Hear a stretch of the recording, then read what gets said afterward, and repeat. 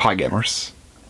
Got a pretty good haul of games here as well that I wanted to show you, and again a little surprise at the end of this video for those of you who enjoyed the surprise at the end of my previous recent collecting video.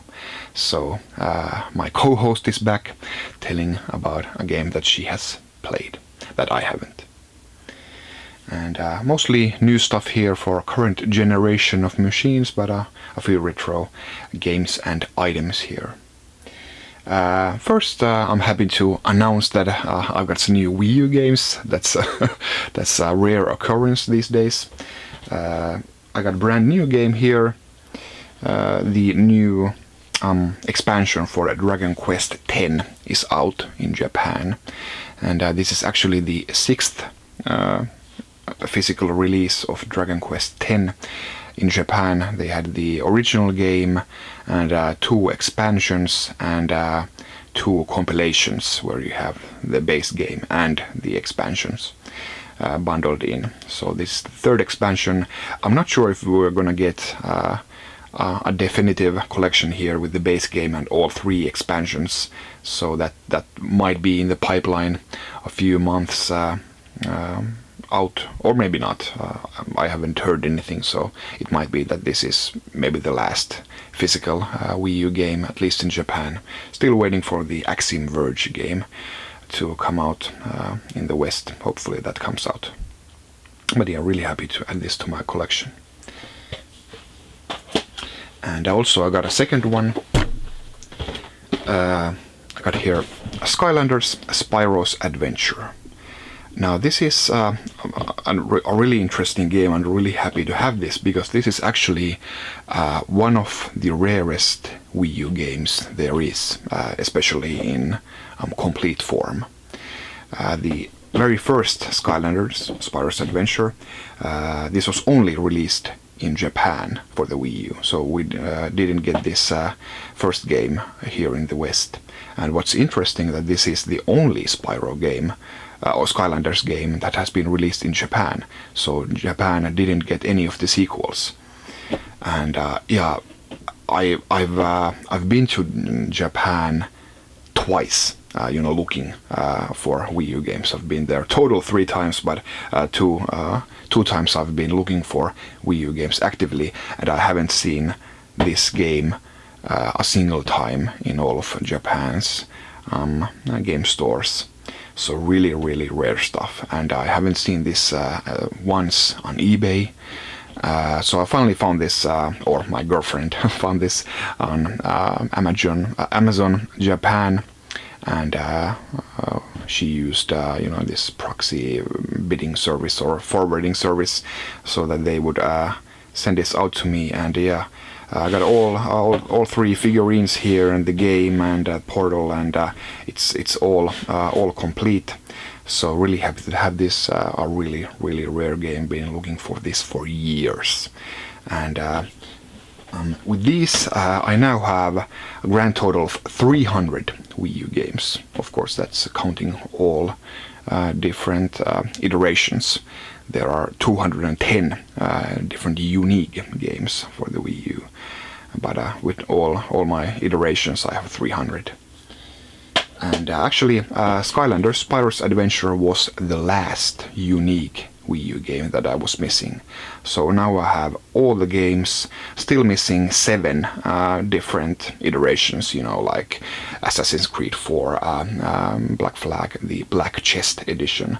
That's a really expensive game, only available initially on the Ubisoft web store, and only in the PAL territory. So that's a really rare game, and I'm missing still a couple of Lego games with a minifigure and stuff like that. But this was the last unique game that I was missing.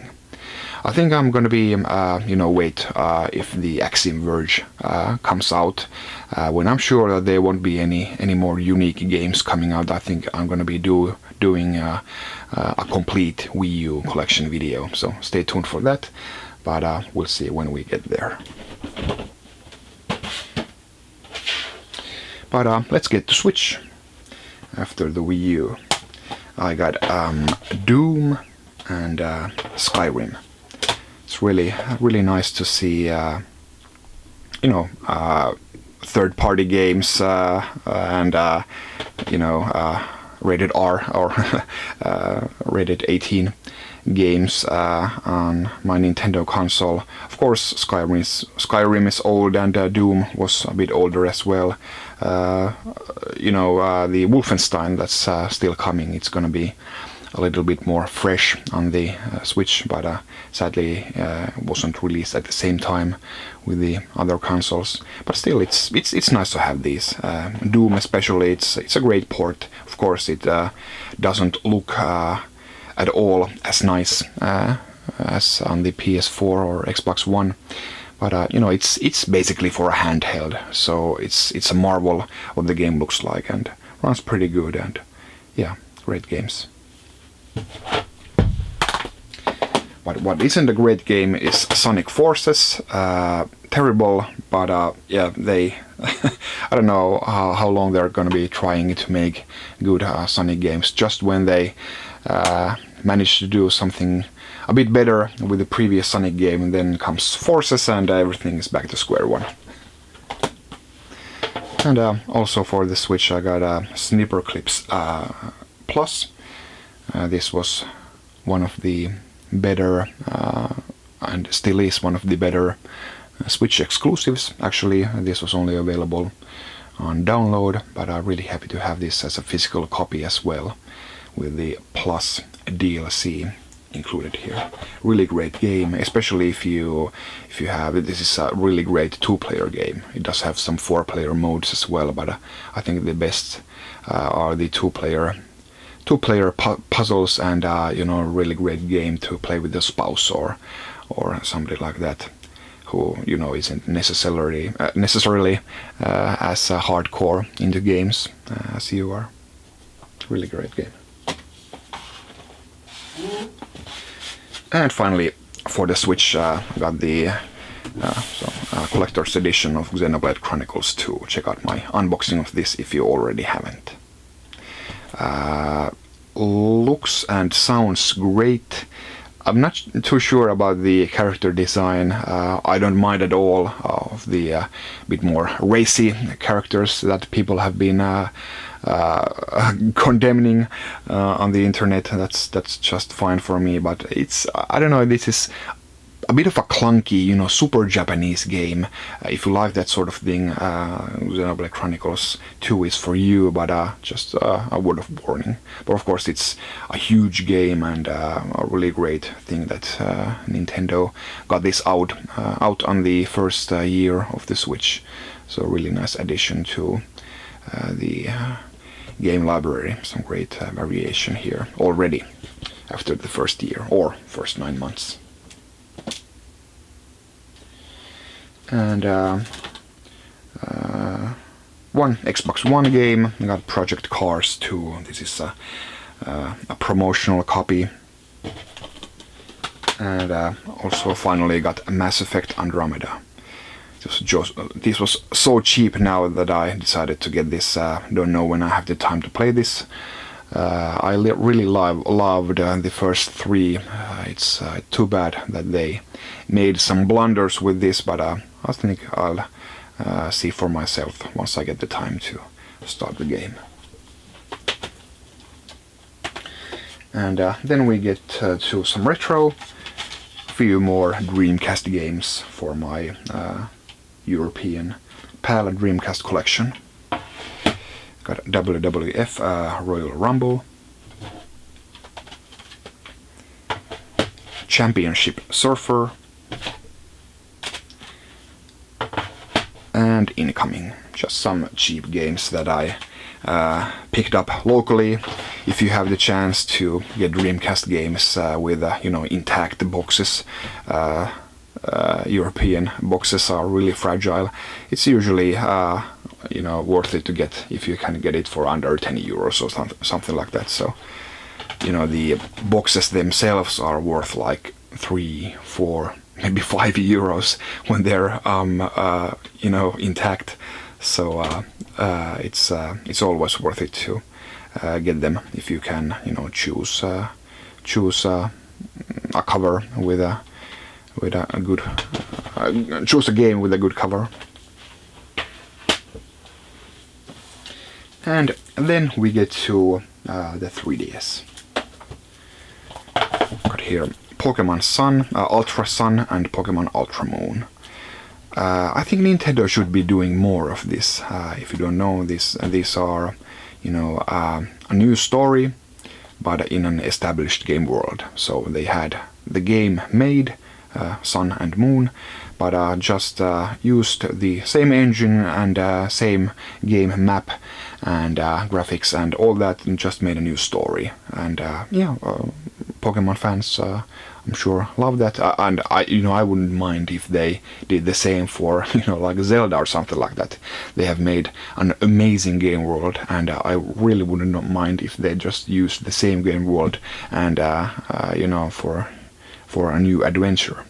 Of course, there might be something that they could do to upgrade the world, but yeah, still, I don't mind. Some people have bad mouthed these games for that, but I think it's just a good business from Nintendo and a way for Pokemon fans to get new games faster than waiting for years.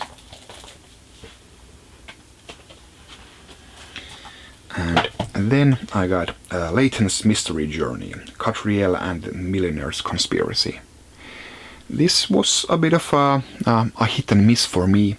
I love all of the Professor Layton games. I've finished all of them with 100% of the puzzles solved. But this one, I don't know. Well, first off, at least it feels like it, but this has more story than the previous Layton games. And to me, stories, I guess they're charming, but of course, it's all about the puzzles. And the puzzles in Catriel and the Millionaire's Conspiracy, it just does too much of they lead you on to some specific answer, and you try to do the math or something like that in your head, and turns out it's it's basically a joke answer. The answer is 0 or the answer is 1 when you've been thinking about 35 or 500 as the answer. So they do that kind of switcheroos with the puzzles, and one or two like that in a whole game, it's fine, but they just do it all the time here. It's really frustrating, and again, if you stumble upon one of those, it's fun and it's refreshing, but they just do it all that much. It's almost to the point where it doesn't give you the satisfaction of you don't feel like I want to put in the hours, minutes of thinking time into this puzzle when the answer just might be something totally different than the logical or the answer that what it seems to be. Of course, they are still correct, even when the answer is 0 or something crazy like that. Sorry, I can't give you any any specific examples here. Don't want to spoil them, but I think that they just made a little bit of too many of those instead of rewarding the player for excellent mind work. So that's a bit of a minus here, but of course it's still a Layton game, and most of the puzzles are of course top notch. And got here one more 3DS game, but here I'm gonna need my co-host here. It's a game that I haven't played, but she has. Actually, I think I'm putting her in a bit of a bad light here, because she really doesn't play just these kind of games. Previously she reviewed the Story of Seasons game, and now she's going to be reviewing New Style Boutique 3, Styling Star. And I literally had to get her away from her computer playing Assassin's Creed Origins to review this game, but here she is now. Thanks. I feel like I need my own intro. I'm kind of a regular now. So here we've got New Style Boutique 3, Styling Star. I feel like I should be ashamed to admit that I was actually looking forward to this. I played the second one because a guy at work recommended it for me, and it was okay. It's kind of like a puzzle game, so you run a boutique and people come in looking for things that you need to find for them. They're quite picky. It's really challenging, but it's fun. This one has quite a few new features. So, for example, you can style guys now, which is a nice change. But unfortunately, they've recycled a lot of assets and features as well. So it's kind of like playing the same game for the first few hours before you unlock the new things. So I didn't enjoy it that much. It's not like it's a bad game or anything. I enjoyed the second one as well, but it's just maybe if you've played the one before, this isn't too much fun. Honestly, I'd rather be playing Assassin's Creed. But yeah, it's okay. Couldn't have said it better myself. But now that you're here, actually, I could show a couple of more items here. Here we actually have, sorry it's upside down, but here we have your brother's old Sega Saturn steering wheel. Yeah. And you were gracious enough to give me this on his behalf. Yeah, I guess my brother was gracious. It's really a relic of my childhood. I played a lot of Sega Rally on that. Yeah, I'm really happy to add it to my collection. And didn't have one before. And one thing that isn't really a family heirloom, but a game from actually your father. Here we have a Donkey Kong Jr. Panorama screen Game & Watch. It's quite a rare electronics game. I think the Panorama screens are among the rarer ones. It's in terrible condition, of course. It's naturally it's missing the battery cover here. It's missing a chunk here, and the mechanism here doesn't work. But it's still a rare thing, and I'm really happy that your father thought of me when he saw this at a flea market. Yeah, he actually collects records, so he frequents flea markets, and he sends me a lot of photos of games you really don't need. But yeah, but this one I did need. Thanks for watching this video. I'll see you next time. Bye.